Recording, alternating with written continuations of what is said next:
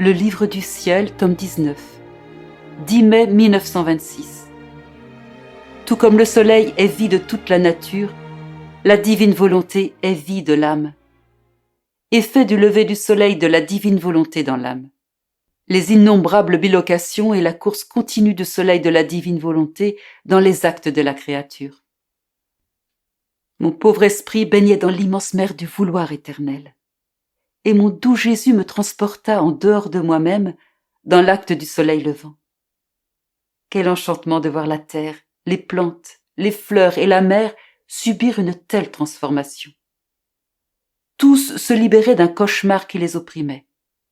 Tous ressuscitaient à la vie nouvelle que la lumière leur apportait et acquéraient la beauté et le développement que la lumière et la chaleur leur donnaient pour les faire croître. La lumière semblait les prendre par la main et les investir pour apporter la fécondité aux plantes et la couleur aux fleurs, pour dissiper les ombres et l'obscurité de la mer et lui donner ses reflets argentés avec sa lumière. Mais qui peut dire tous les effets que la lumière du soleil produisait en revêtant toute la terre, couvrant toute chose de son vêtement de lumière? Ce serait trop long si je voulais tout décrire.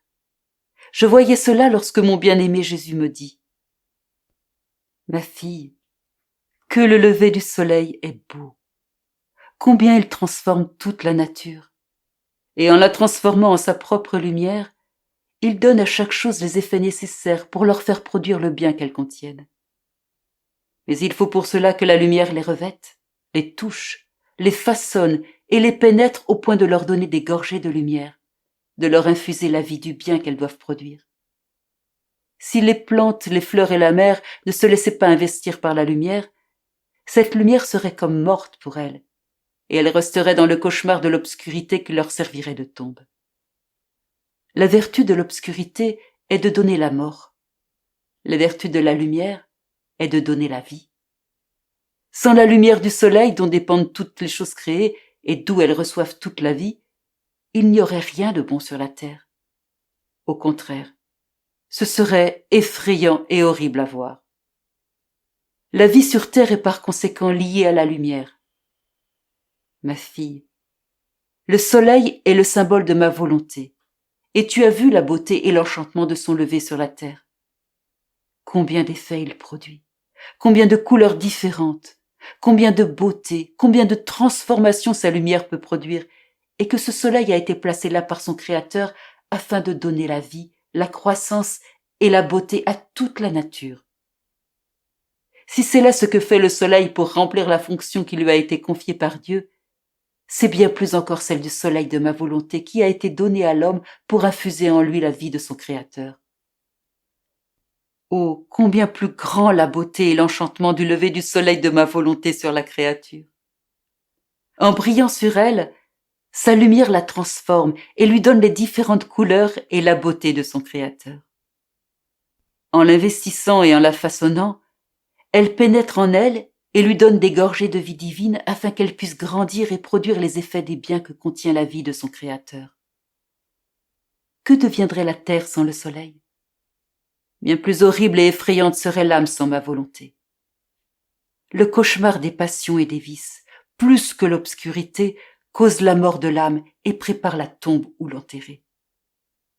Mais tu as vu ce que la lumière du soleil peut faire aux plantes, aux fleurs, et aux autres choses qui se laissent toucher et investir par la lumière, gardant la bouche ouverte afin de recevoir les gorgées de lumière que le soleil leur donne.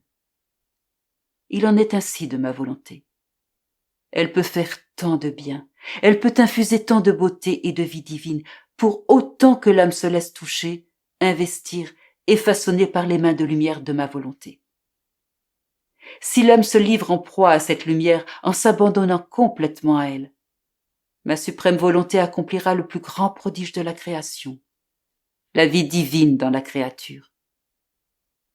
Oh, si le soleil pouvait former avec le reflet de sa lumière autant d'autres soleils sur chaque plante, dans les mers, sur les montagnes, dans les vallées. Combien plus de merveilleux enchantements, de beautés plus radieuses, combien plus de prodiges n'y aurait-il pas dans l'ordre de la nature? Cependant, ce que le soleil ne fait pas dans la nature, ma volonté le fait dans l'âme qui vit en elle et qui reste la bouche ouverte comme une petite fleur afin de recevoir les gorgées de lumière que ma volonté lui donne pour former en elle la vie du soleil divin. Par conséquent, sois attentive et prends à chaque instant ces gorgées de lumière de ma volonté pour qu'elle puisse accomplir en toi le plus grand des prodiges. Que ma volonté puisse avoir sa vie divine dans la créature. Après quoi je dis à mon très grand et unique Dieu: Mon amour, j'unis mon intelligence à la tienne pour que mes pensées puissent avoir la vie dans les tiennes, et que se diffusant dans ta volonté, elles puissent couler sur chaque pensée de la créature. Et nous élevant ensemble devant notre céleste Père, nous lui apporterons les hommages, la suggestion, l'amour de chaque pensée de la créature, et nous demanderons que toutes les intelligences créées puissent être réordonnées et harmonisées avec leur Créateur. Et cela aussi avec le regard de Jésus, avec ses œuvres, avec ses pas et même avec son battement de cœur. Je sentais tout transformé en Jésus, de telle sorte que je me trouve moi-même comme en action dans tout ce que mon Jésus avait fait et faisait encore pour restaurer la gloire du Père, et dans le bien qu'il avait demandé pour les créatures. Son travail était un avec le mien, un l'amour, une la volonté. Et mon doux Jésus ajouta: Ma fille, que la prière, l'amour et le travail de la créature sont beaux dans ma volonté. Ces actes sont remplis de la divine plénitude. Leur plénitude est telle qu'ils embrassent tous et toutes choses, même Dieu lui-même. Pour toute éternité, tes pensées seront vues dans les miennes, tes paroles, tes yeux dans les miens, tes œuvres et tes pas dans les miens, la palpitation de ton cœur dans le mien, parce que une est la volonté qui nous donne la vie, un l'amour qui nous anime, qui nous pousse et qui nous unit de façon inséparable. C'est pourquoi le soleil de ma volonté surpasse de manière infinie et plus surprenante le soleil présent dans l'atmosphère. Vois la grande différence. Le soleil créé par Dieu, en plombant sur la terre, l'investit et produit d'admirables et innombrables effets, mais il ne quitte pas sa source. Il descend, il s'élève, il touche les étoiles, mais la plénitude de lumière demeure toujours dans sa sphère. Autrement, il ne serait pas capable d'investir toute chose de sa lumière, toujours également.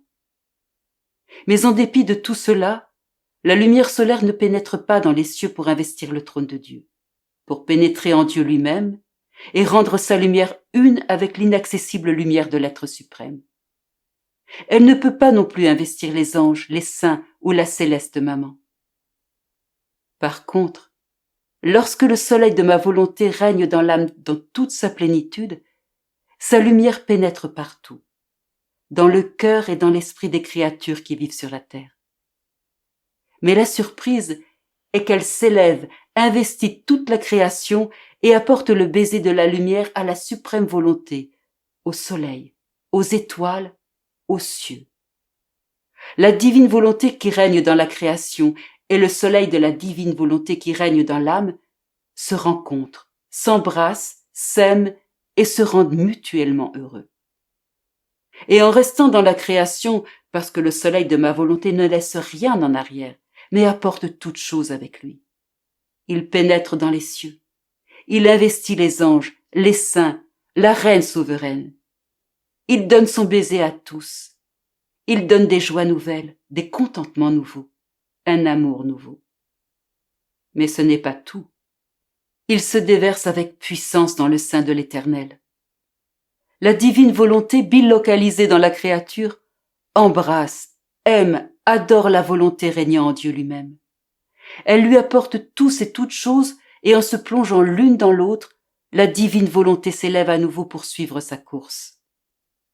En fait, comme la plénitude du soleil de la volonté éternelle est dans l'âme, ce soleil est à sa disposition et en exécutant ses actes, aimant, priant, préparant, etc., ce soleil continue sa course pour donner à tous la surprise de sa lumière, de son amour, de sa vie.